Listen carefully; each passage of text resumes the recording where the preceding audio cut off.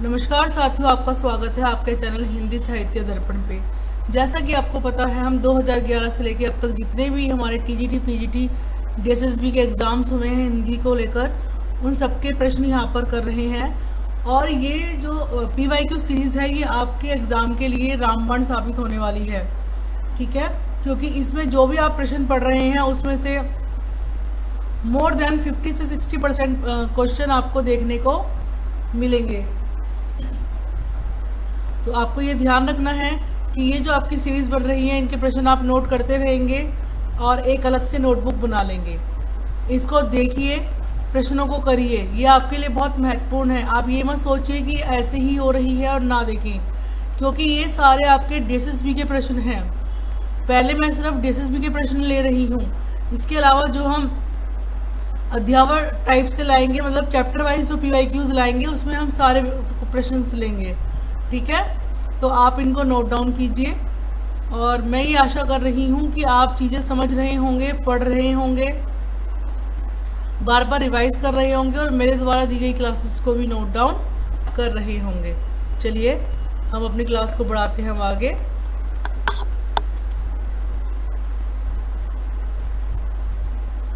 हाँ जी, first question है हमारा कि सुमित्रा नंदन पंत को ज्ञानपीठ पुरस्कार अपनी किस रचना के लिए मिला है। तो हमको पता है किस रचना के लिए मिला है उनको।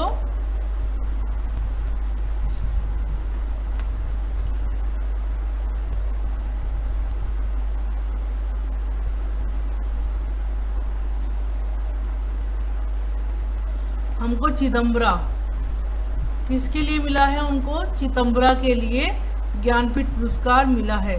इसको हम ध्यान रखेंगे। ये उनकी कविताओं का संग्रह है। क्या है? कविताओं का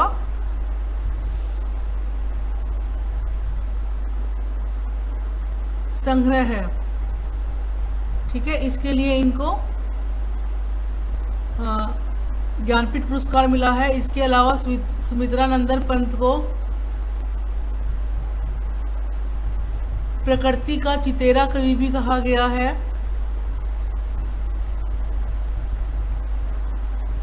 ठीक है, और इनको संवेदनशील इंद्रिय बोध का कवि भी कहा जाता है। क्या? संवेदनशील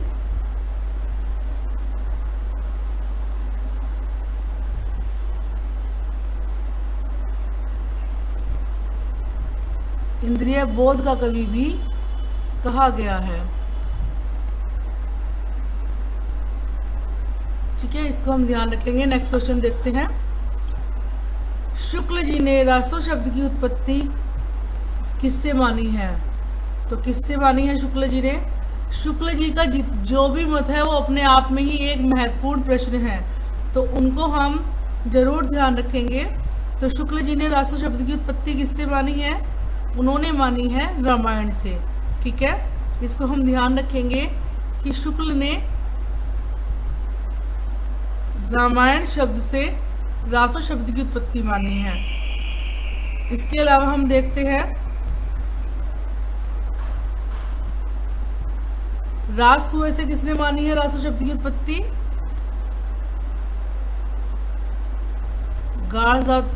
गारसादा तासी ने। रामायण से आपने देख ही लिया, रामचंद्र शुक्ल ने मानी है। रास शब्द से रासो शब्द की उत्पत्ति मानी है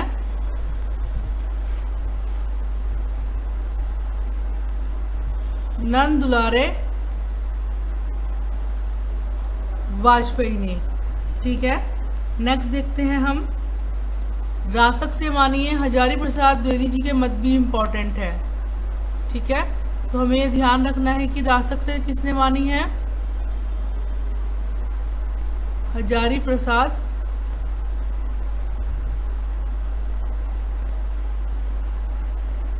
द्विवेदी जी ने मानी है। ठीक है, और राउस या रस से मानी है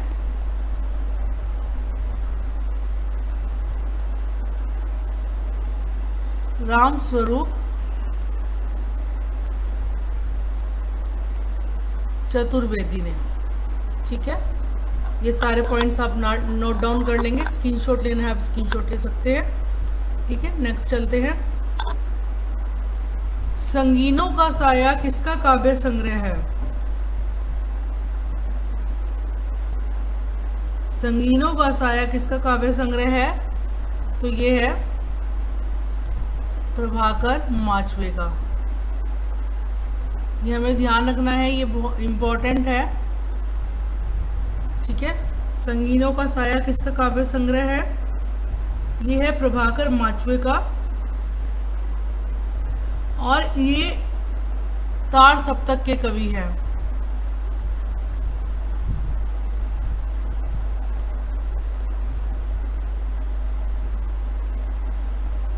तार सप्तक के कवि हैं। इसके संपादक कौन थे? इनके संपादक थे अज्ञय। ठीक है, अज्ञय थे। टोटल 4 आए, ये भी हमें पता होना चाहिए। टोटल 4 सप्तक आए थे। अब ये मैं आपको बहुत बार बता चुकी हूँ। इसका टाइम आप मुझे कमेंट बॉक्स में करके बताएंगे कि क्या इनका समय रहा है। ठीक है, इनकी और जो इम्पोर्टेंट है वो है मेपल,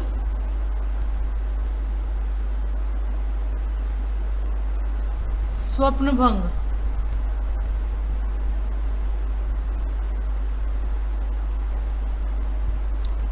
और थर्ड है हमारी अनुक्षण।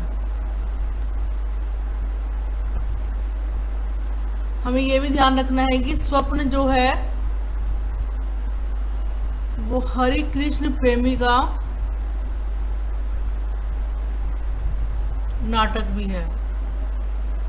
ठीक है, आगे चलते हैं हम। निम्न में से कौन सी शंभुनाथ सिंह द्वारा रचित कृति नहीं है? तो कौन सी नहीं है? देशांतर हमारी जो है, देशांतर शंभुनाथ सिंह द्वारा रचित नहीं है। बाकी रूप रश्मि, तुम जानो या मैं जानूं, और समय की शिला पर, ये सारी किसकी है? शंभू सिंह द्वारा रचित कृति है। देखिए, जो इनके ऑप्शन आ रहे हैं वो भी आपको ध्यान में रखने हैं, क्योंकि हो सकता है कि नेक्स्ट जो हमारा एग्ज़ाम हो उसमें ऑप्शन में से ही प्रश्न बन जाए। ठीक है, तो हमें ये ध्यान रखना है कि जो देशांतर है वो किसका है? ये हमारा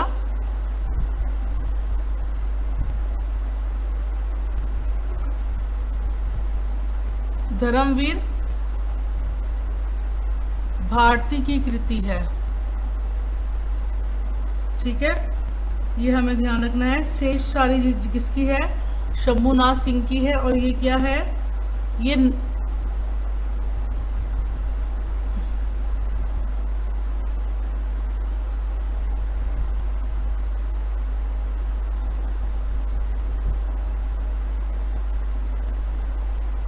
नवनीत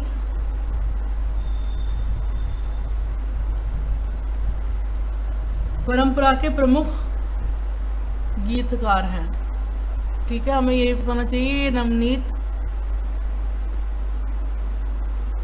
काव्यधारा के प्रमुख गीतकार हैं। ठीक है, पश्चिम का अंधा अनुकरण करने की कोई जरूरत यहाँ पे नहीं आएगा। कोई जरूरत नहीं है, पर पश्चिम के विरोध के नाम पर मध्यकाल में तिरस्कृत मूल्यों को अपनाने की भी जरूरत नहीं है। किसके द्वारा कहा गया वाक्य है?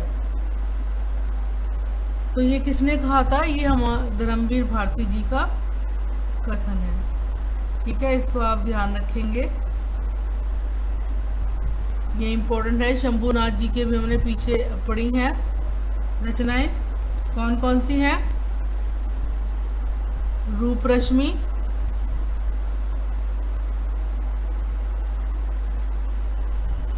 तुम जानो या मैं जानूं,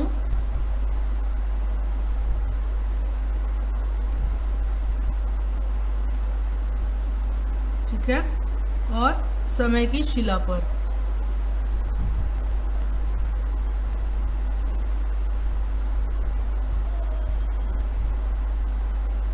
और धर्म भारती की कौन सी पढ़ी है हमने? देशांतर, ठीक है।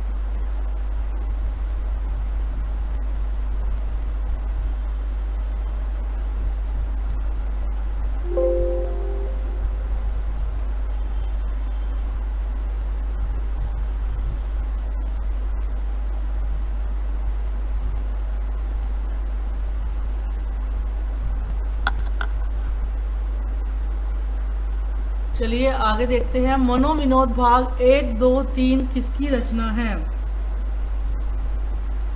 नेक्स्ट क्वेश्चन है हमारा कि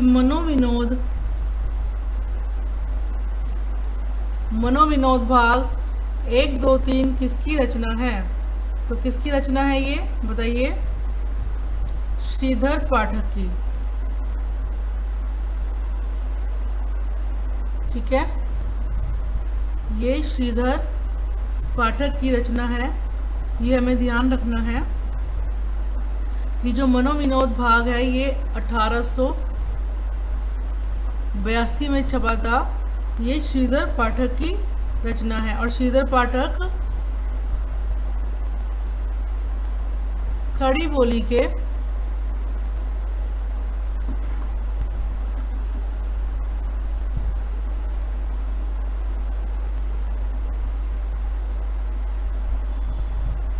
स्वच्छंदतावादी कवि हैं,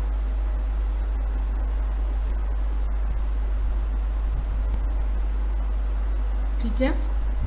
और इनकी कश्मीर सुषमा भी एक बहुत इम्पोर्टेंट रचना है जो बहुत बार पूछी गई है, तो इसको भी हम ध्यान रखेंगे। कश्मीर सुषमा ये किस में लिखी गई है? ये ब्रज भाषा में लिखी गई है, ठीक है। चलिए नेक्स्ट देखते हैं। गीतावली किसकी काव्य कृति है? तो हमें पता है गीतावली किसकी काव्य कृति है।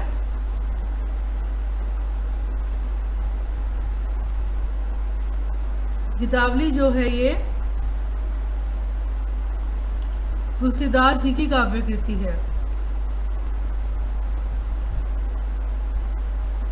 और ये किस भाषा में है?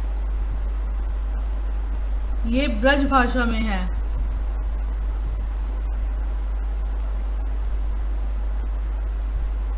ब्रज भाषा में है और इसके साथ साथ विनय पत्रिका भी।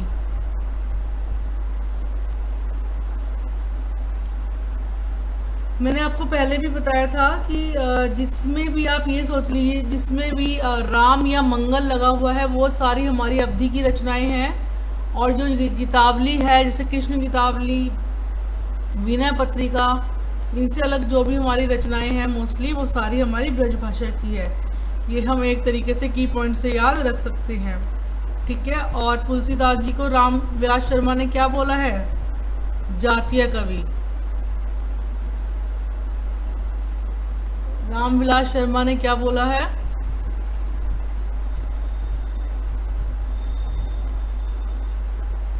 जातीय कवि, ठीक है। नेक्स्ट क्वेश्चन देखते हैं हम।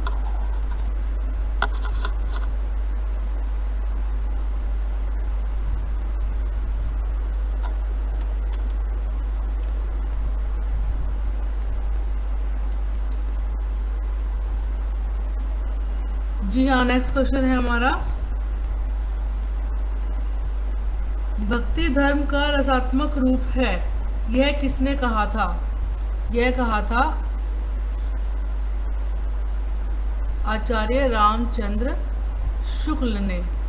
भक्ति धर्म का रसात्मक रूप है, यह कथन आचार्य रामचंद्र शुक्ल जी का है, ठीक है। हम इनको इसको ध्यान रखेंगे। और इनका जो हिंदी साहित्य का इतिहास है वो अपने आप में एक महत्वपूर्ण भूमिका निभाता है हमारे एग्ज़ाम की दृष्टि से भी। और साहित्य की दृष्टि से भी, क्योंकि इसी को ही सबसे पहला व्यवस्थित इतिहास माना गया। ठीक है, इसको क्या माना गया? प्रामाणिक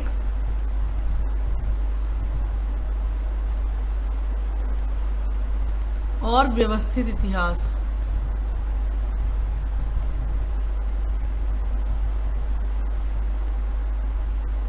ठीक है, इसको हम ध्यान रखेंगे। इसके अलावा इसका समय है 1929 ईस्वी। हजारी प्रसाद द्विवेदी जी ने भी 3 पुस्तकें लिखी थी, जिसमें है हिंदी साहित्य का अतीत,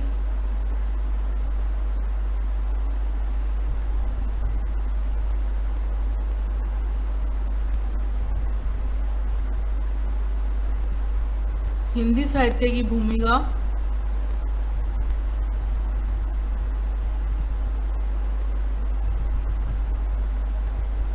और थर्ड कौन सा है? हिंदी साहित्य का अतीत।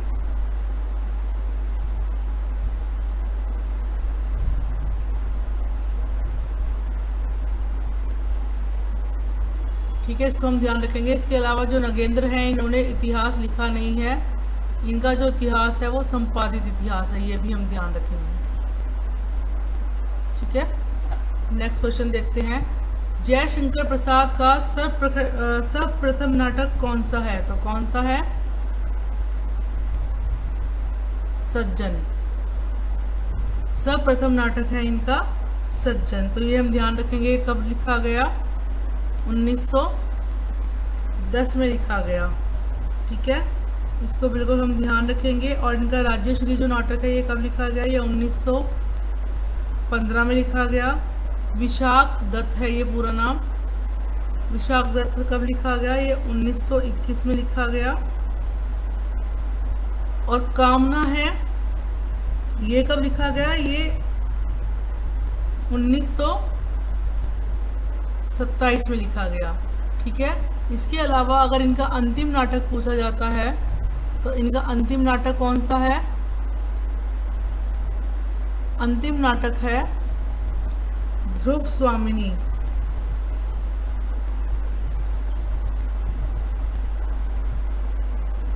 ये कब लिखा गया? ये लिखा गया 1933 ईस्वी में। ठीक है, इसकी एक ट्रिक भी है कि जयशंकर प्रसाद ने सज्जन कल्याणी को करुणा से देखा और सोचा कि राज्यश्री जो है वो विशाख दत्त और अजातशत्रु के द्वारा ही कराई जाए, लेकिन जन्मे का जो नागयज्ञ, जन्मे ने नागयज्ञ किया और ये कामना करी कि जो ये है स्कंदगुप्त है वो एक घूंट पीकर चंद्रगुप्त को ध्रुव स्वामिनी सौंप दे। ठीक है, इसको जब मैं डिटेल में कराऊंगी तब आपको ये ट्रिक भी बताऊंगी। नेक्स्ट चलते हैं। इस जन्म में तो कोई आशा नहीं भाई, हम राज नहीं चाहते, भोग विलास नहीं चाहते, खाली मोटा झोटा पहनना और मोटा झोटा खाना और मर्जाद के साथ रहना, वह भी नहीं सदता। किस उपन्यास का वाक्य है?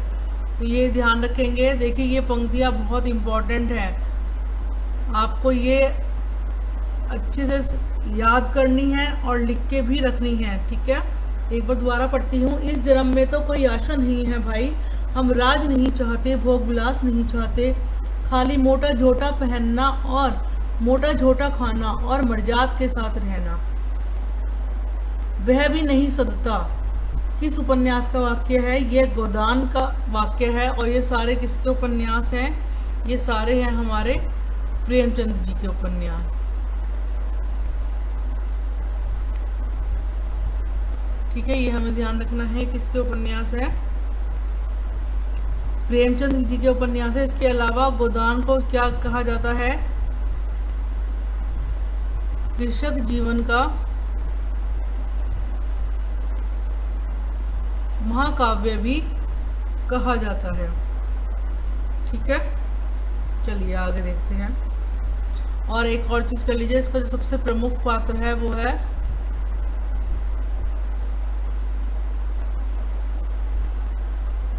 होरी।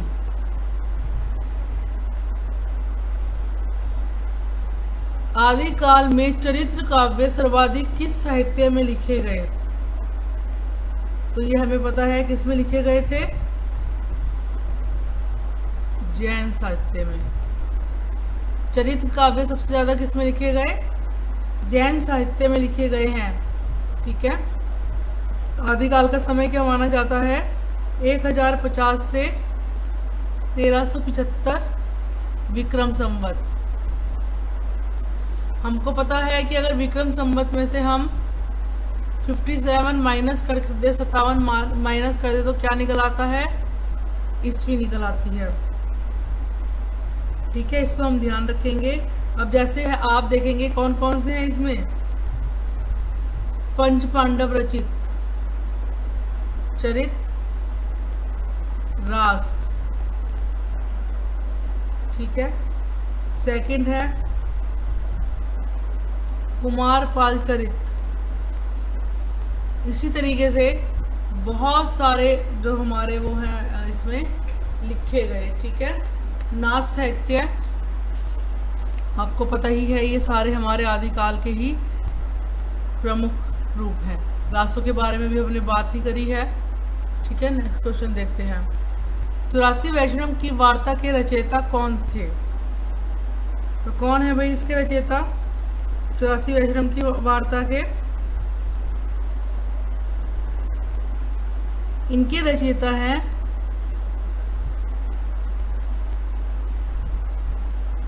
गोकुलनाथ जी। 84 वैष्णव की वार्ता के रचयिता कौन है? गोकुलनाथ जी हैं। और ये किसके पुत्र हैं? ये हैं विठल नाथ जी के पुत्र। किसके पुत्र हैं? विठल नाथ जी के पुत्र हैं। और विठल नाथ जी किसके पुत्र हैं? ये हैं वल्लभाचार्य के पुत्र। ठीक है। वल्लभाचार्य के पुत्र। ये 84 वैष्णव की वार्ता है, ये गोकुलनाथ जी की है।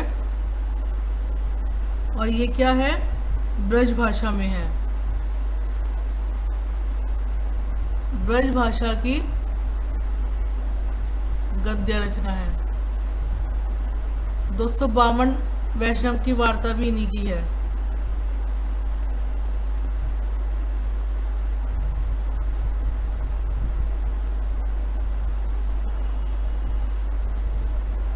ठीक है। हमने कल गंग कवि की एक रचना पढ़ी थी, उसका नाम भी आप मुझे कमेंट बॉक्स में बताएंगे। इसमें बताएंगे कि हमने कमेंट बॉक्स में बताएंगे कि कौन सी रचना पढ़ी थी इनकी। चलिए, अवधि का विकास किस अपभ्रंश से हुआ है? तो हमें पता है कि अवधि का विकास किससे हुआ है, अर्धमागधी से। ठीक है। अवधि का विकास किस अपभ्रंश से हुआ है? तो अवधि का विकास अर्धमागधी अपभ्रंश से हुआ है। और ये अवधि किसकी बोली है? पूर्वी हिंदी की। क्या क्या थी इसकी? ABC। अवधि, बघेली,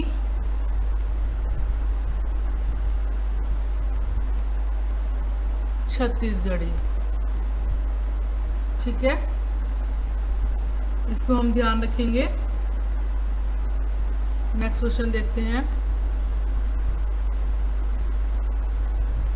षोडशयानी अपभ्रंश से क्या निकली है हमारी?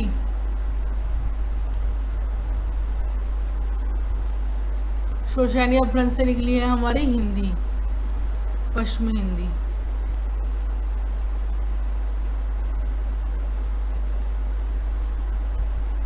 पश्चिम हिंदी की भी फिर 5 बोलियां हैं। ठीक है। पहली कन्नौजी, ब्रजभाषा,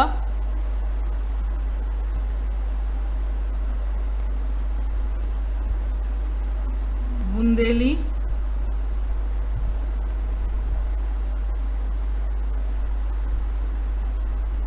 हरियाणवी,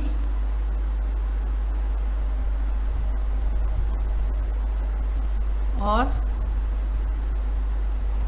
खड़ी बोली। एक मात्रा आएगी इसमें। ठीक है, नेक्स्ट क्वेश्चन देखते हैं। प्रेमचंद के सेवा सदन का उर्दू नाम क्या है? इनका उर्दू नाम है बाजारे हुस्न। देखिए, मैंने आपको एक ट्रिक बताई थी, वो ट्रिक आपने देखी होगी और बहुत ही अच्छी ट्रिक है। उसमें आपको सारे उपन्यासों में जो मैंने प्रेमचंद के ऊपर बनाई हुई है, उसका सेकंड पार्ट बल्कि मैं ला नहीं पाई हूँ, उसमें आप देखेंगे कि उसमें आपको सारे नाम याद हो जाएंगे, उनके उर्दू नाम भी और इनके हिंदी नाम भी। ठीक है, तो इसका क्या है? बाजारे हुस्न इसका नाम है। और ये कब लिखा गया? ये 1917 में लिखा गया था और इसका हिंदी अनुवाद हुआ था 1918 में। ठीक है, ठीक है। चौगाने हस्ती का क्या है? रंगभूमि। ठीक है। गोशाए आफिमियत प्रेमाश्रम। हम खुरबा हम नवाब प्रेमा। ठीक है, नेक्स्ट चलते हैं। हम कौन थे, क्या हो गए और क्या होंगे अभी, आओ विचारे आज मिलकर, ये समस्याएं सभी। तो ये किसकी है? ये भारत भारती की रचना है। भारत भारती तो कई बार हम इसको देख रहे हैं, मेरे ख्याल से अभी तक 10-15 बार इन पेपरों में पूछी जा चुकी है। 1912 में मैथिली शरण गुप्त की।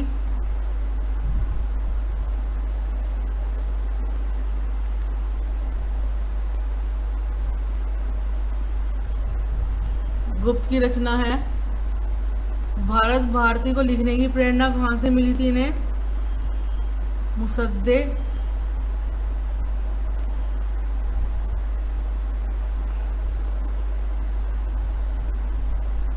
हाली तथा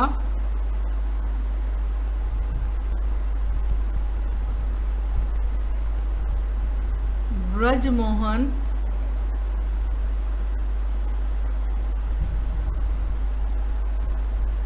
दत्तात्रेय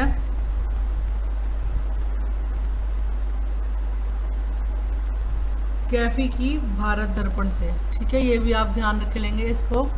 ये नया पॉइंट आज मैंने बताया है, इसको आप नोट डाउन करके रख लेंगे। इसके अलावा साकेत, विष्णुप्रिया, यशोधरा, ये सब भी इन्हीं की रचनाएं हैं। काव्य अलंकार किसकी रचना है?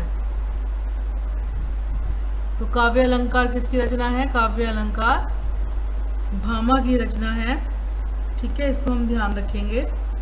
और ये अलंकार शास्त्र पर उपलब्ध प्रथम ग्रंथ है। क्या है ये? ये जो हमारे रचना है, ये काव्य अलंकार पर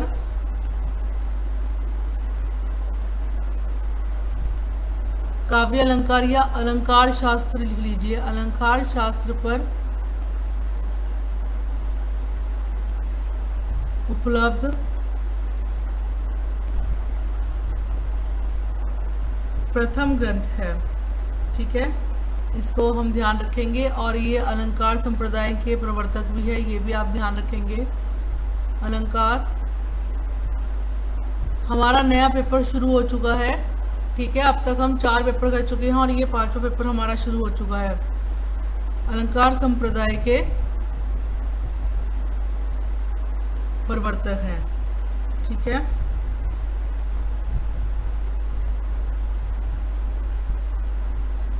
तो ये आप ध्यान रखेंगे। दंडी का जो है वो आप लिख लीजिए। काव्यादर्श है जो इम्पोर्टेंट है। ठीक है, इसके अलावा राजशेखर का हमारा कौन सा है?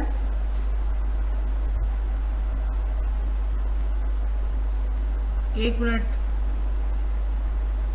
काव्य मीमांसा है, सही है, काव्य मीमांसा।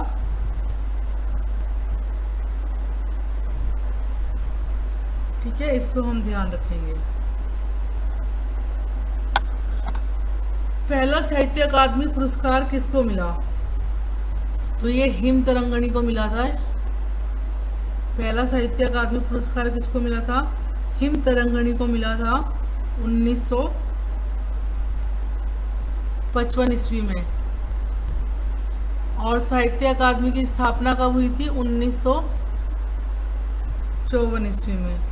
ठीक है, ये 24 भाषाओं में दिया जाने वाला, अब तो नहीं, जितनी भी हमारी 8वीं अनुसूची में भाषाएं हैं उसमें दिया जाने वाला सर्वप्रथम पुरस्कार था।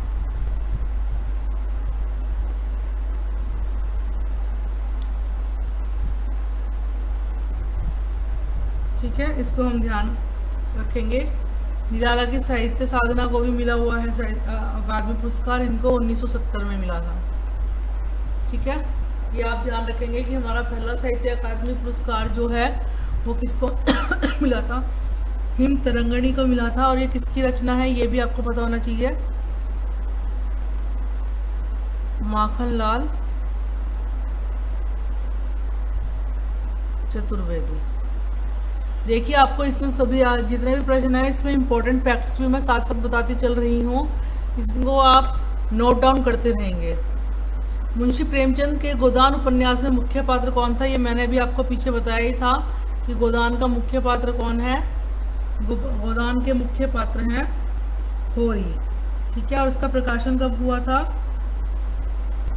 1936 में हुआ था। इसको अंतिम उपन्यास है ये इनका, क्योंकि जो इन्होंने सबसे लास्ट में लिखा था मंगलसूत्र वो अधूरा था, इसलिए अंतिम उपन्यास गोदान को माना जाता है। और ये किसने पूरा किया था?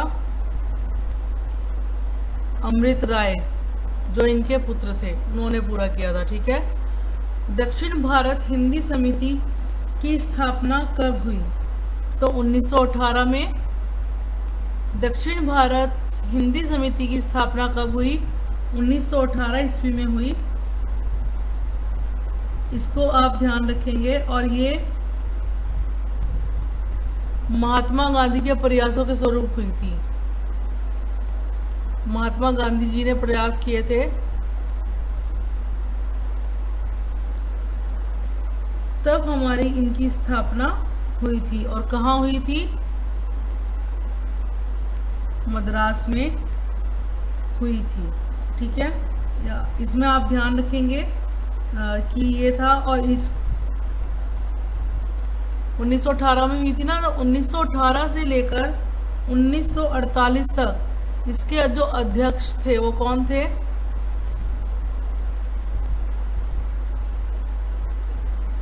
गांधी जी थे। और उसके बाद 1948 से 1965 तक कौन रहे? राजेंद्र प्रसाद रहे। इसमें भी क्या था कि हिंदी के प्रचार प्रसार के लिए इसका गठन किया गया था और महात्मा गांधी जी के प्रयास से किया गया था। मद्रास में ये स्थापित हुई थी। ठीक है, और ये आपने देख ही लिया कि 1918 से 1948 तक अध्यक्ष कौन थे? गांधी जी थे। और 1948 से 1965 तक कौन थे? राजेंद्र प्रसाद जी थे। नेक्स्ट क्वेश्चन देखते हैं, दो सुखने किसकी रचना है? तो ये है अमीर खुसरो की रचना।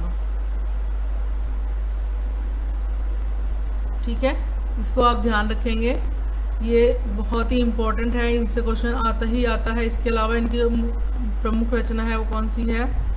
खालिक बारी है।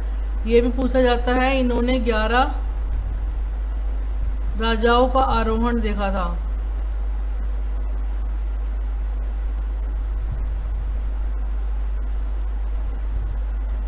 ठीक है, नेक्स्ट देखते हैं, निम्न कहानियों में से कौन सी कहानी अज्ञे की नहीं है? तो इसमें कौन सी कहानी अज्ञे की नहीं है? पक्षी और दीमक।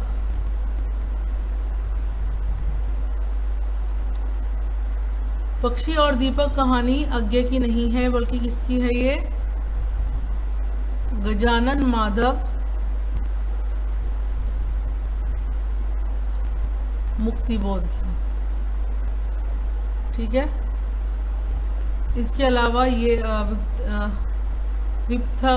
विपथगा, कोठरी की बात, शरणार्थी, ये सारी इनकी महत्वपूर्ण कार्य है। इसके अलावा जयदोल भी इनकी बहुत प्रमुख कहानी है जो पूछी जाती है। और ये तेरे रूप, ये दोनों भी आप इसमें नोट कर लेंगे, ठीक है। गोरखनाथ के गुरु का नाम क्या था? तो गोरखनाथ के गुरु का नाम क्या था? मत्स्येंद्रनाथ। गोरखनाथ के गुरु का नाम था मत्स्येंद्रनाथ। इनको मीननाथ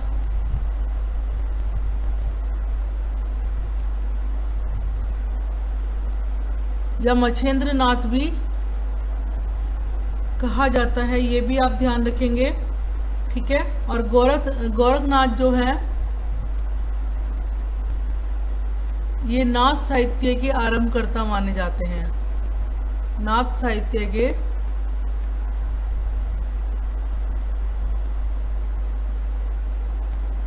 आरंभकर्ता माने जाते हैं, ठीक है। इससे आप ध्यान रखेंगे। नेक्स्ट चलते हैं। पुरुष परीक्षा किसकी रचना है? तो ये हमें पता ही है किसकी है, ये विद्यापति की रचना है और संस्कृत रचना है।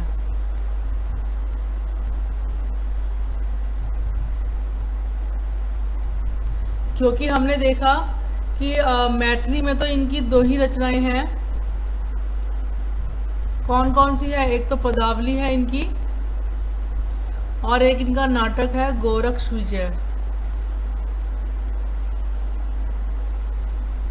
ठीक है। और अवहट में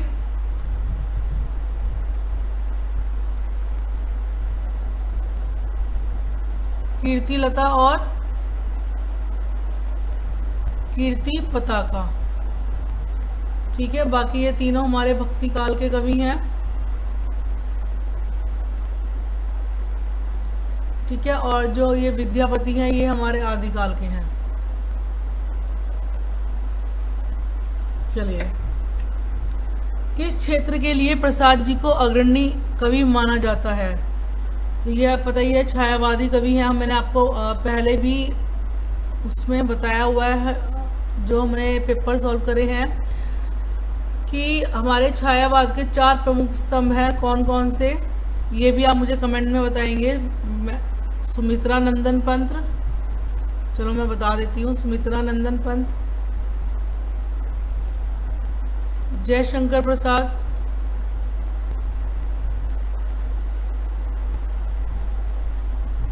थर्ड कौन से हैं? महादेवी,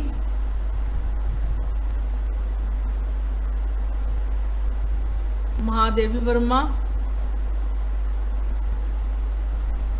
और लास्ट में आ गया हमारा निराला जी, ठीक है। निम्न में से केशव दास की काव्य भाषा कौन सी नहीं थी?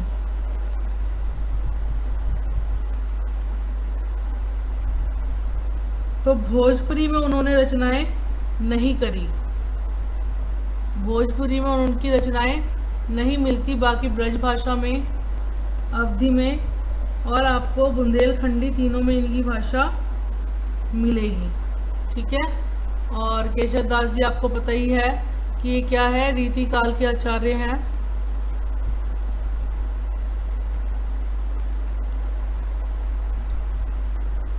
ठीक है, इसको आप ध्यान रखेंगे।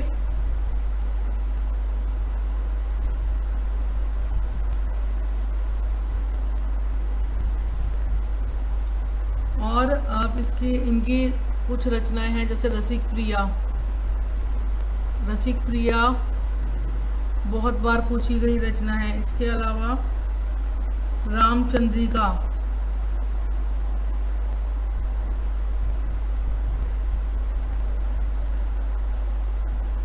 और विज्ञान गीता, एक आपकी कवि प्रिया। ये सारी रचनाएं वो हैं जो बार बार आपसे एग्जाम में पूछी गई हैं। यशपाल ने अपनी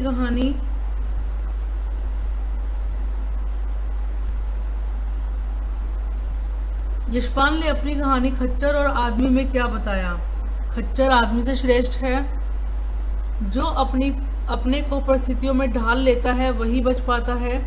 मनुष्य परिस्थितियों से जीत नहीं सकता, आदमी खच्चर से श्रेष्ठ है।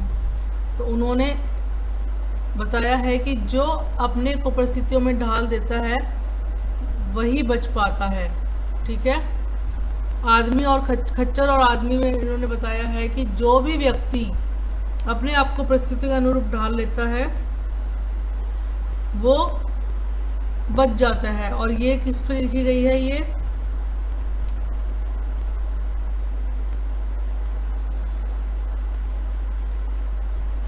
धार्मिक अंधविश्वासों पर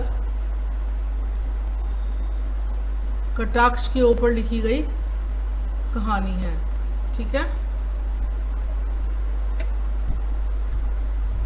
निम्न में से जगदीश चंद्र माथुर की एकांकी कौन सी है? तो इनका जो ये भोर का तारा है ये इनका एकांकी संकलन है। जगदीश चंद्र माथुर का भोर का तारा एकांकी संकलन है। एकांकी संकलन है, इसको हम ध्यान रखेंगे। ठीक है, इसके अलावा इनका जो प्रमुख है वो एक ये कबूतर खाना भी है जो पूछा जाता है। कबूतर खाना, शारदिया, रीढ़ की हड्डी तो एनसीईआरटी में भी है तो इसको तो आप ध्यान रखेंगे। रीढ़ की हड्डी, ठीक है, ये एनसीईआरटी में है, इसको भी आप ध्यान रखेंगे। ठीक है, चलिए नेक्स्ट चलते हैं। राजा भोज का सपना किसकी कहानी है? तो मैंने आपको बताया था किसकी है ये है शिव प्रसाद सितारे हिंद की कहानी है। और ये किसके गुरु माने जाते हैं? ये भारतेंदु जी के गुरु माने जाते हैं, ये भी आपको ध्यान रखना है। भारतेंदु जी के गुरु हैं ये। ठीक है, इसके अलावा इनकी जो महत्वपूर्ण है, एक तो राजा भोज का सपना है, एक है आलसियों का कीड़ा। आलसियों का कीड़ा, इतिहास तिमिरनाशक। ये मैं सिर्फ वही बता रही हूँ जो आपसे बार बार पूछी गई हैं। ठीक है, मानव धर्मसार,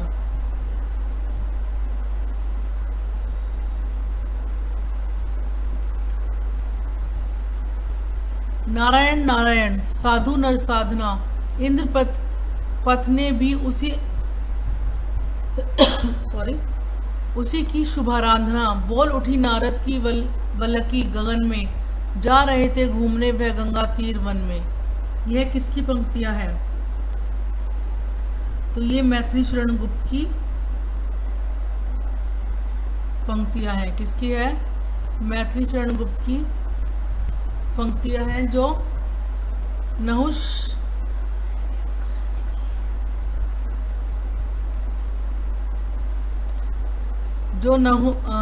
नहुष काव्य संग्रह से ली गई है।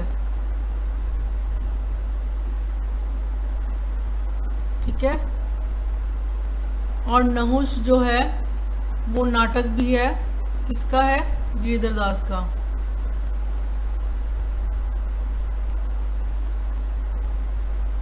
ठीक है, हमें ये ध्यान रखना है। इनको दद्दा उपनाम से भी जाना जाता है। कौन बोलता था इनको दद्दा? महादेवी वर्मा।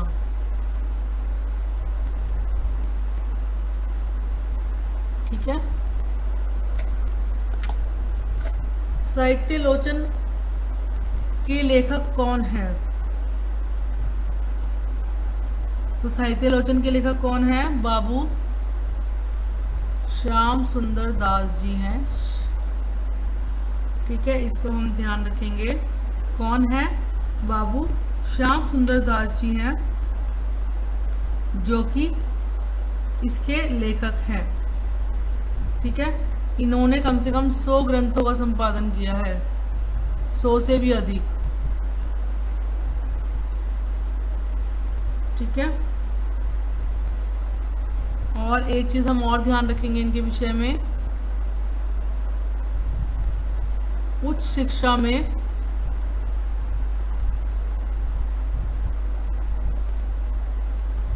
हिंदी को अध्ययन, अध्यापन,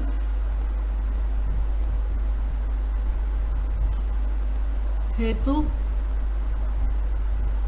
प्रचलित कराने का श्रेय भी इन्हीं को जाता है।